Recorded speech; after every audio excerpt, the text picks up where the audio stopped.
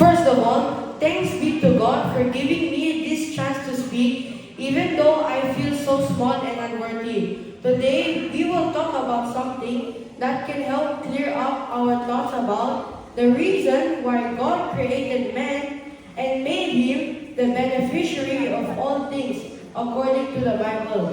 Let me start with a question. Have you ever wondered why did God create man? Why did he give us dominance, power, and so many blessings on this earth? Do you want to find out the answer, my dear friends? Yes. The only way to find out is to go straight into the Bible, because only there can we find the true purpose of our creation and what God expects from us in return. In the first part of our study, we learned that God didn't create us randomly. He created us to be holy, blameless, and loved. He created men to be righteous and upright, designed to live in truth and holiness, not in sin and confusion. This is why God also gave men a place to live, a time to live, and everything needed to survive and thrive. He gave food, power, and even authority over animals. Man was made the beneficiary of creation. Everything else was made to serve man.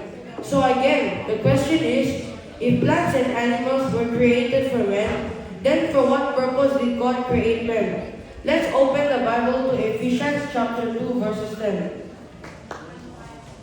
For we are his workmanship, created unto Christ Jesus to do good works, which God had before ordained that we should walk in them. Brothers and sisters, did you hear that? We are his workmanship, created in Christ Jesus to do good works.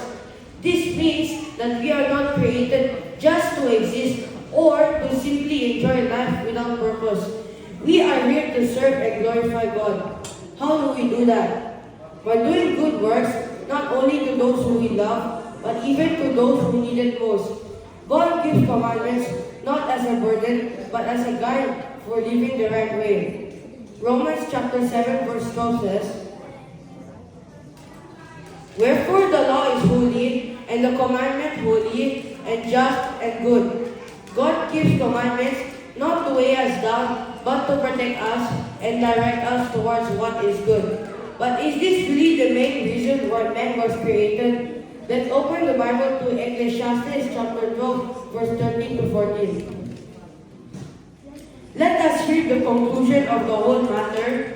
Fear God and keep his commandments, for this is the whole duty of man. For God shall bring every work into judgment with every secret thing, whether it be good or whether it be evil. This is it, brothers and sisters. The whole duty of man, our ultimate purpose, is to fear God and keep his commandments.